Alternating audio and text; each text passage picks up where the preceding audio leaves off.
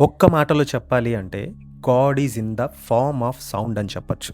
ఆ సౌండే ఆ, ఓ, ఉమ్, ఆ, ఓ. దీన్నే చాలామంది రాంగ్గా పలుకుతూ ఉంటారు ఓం అని. యూనివర్స్ క్రియేట్ అవ్వకముందు నుంచి ఈ శబ్దం ఉంది అని చెప్పొచ్చు. మన బాడీలో ఉన్న 7 చక్రాలని ఇది యాక్టివేట్ చేస్తుంది. అలానే ఈ శబ్దం సరిగ్గా పలకడం వల్ల 72,000 నాడులు యాక్టివేట్ అవుతాయి.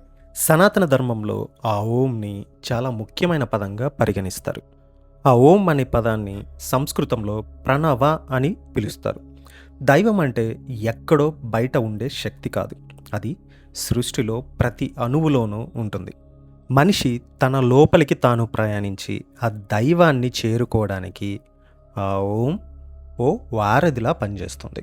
ఆ ఓం ఉచ్చరించినప్పుడు ఇది 3 శబ్దాలు కలిగి ఉంటుంది. ఆ, ఓ, ఉమ్, ఆ. దీన్ని ఉచ్చరించినప్పుడు బొడ్డు కింద ఉన్న భాగం వైబ్రేట్ అవుతుంది. ఉమ్, ఇది ఛాతి భాగంలో వైబ్రేట్ కలిగిస్తుంది. ఉమ్, ఇది గొంతు పై భాగంలో మరియు తలలో వైబ్రేషన్ని కలిగిస్తాయి. కృష్ణ పరమాత్మ భగవద్గీతలో చాలా చోట్ల దీని ప్రస్తావన తీసుకొచ్చారు.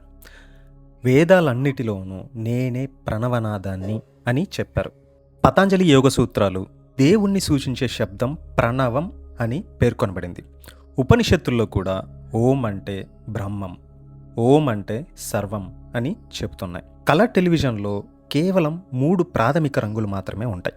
వాటి ద్వారానే వేల రంగులు ఎలా తయారవుతాయో అలానే ఈ 3 శబ్దాలు కొన్ని వేల పదాలు పలకడానికి ఉపయోగపడతాయి. నాలుకను ఉపయోగించకుండా మనం కేవలం 3 శబ్దాలు మాత్రమే చేయగలం.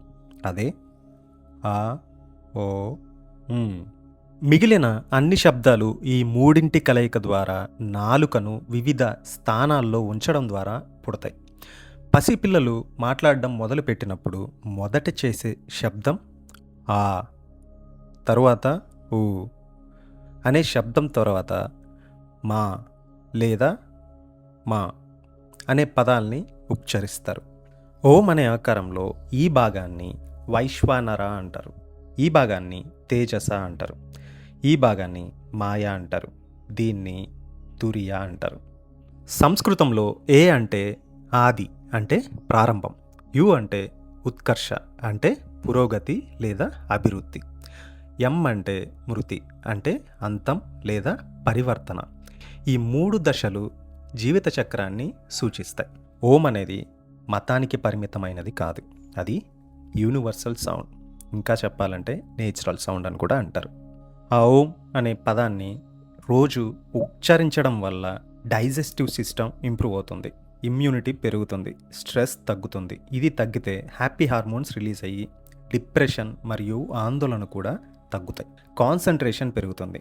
రోజు ఉదయం మరియు సాయంత్రం 5 నిమిషాలు 5 నిమిషాలు ఓం అనే పదం ఉచ్చరించడం వల్ల చాలా మార్పులు చూడొచ్చు.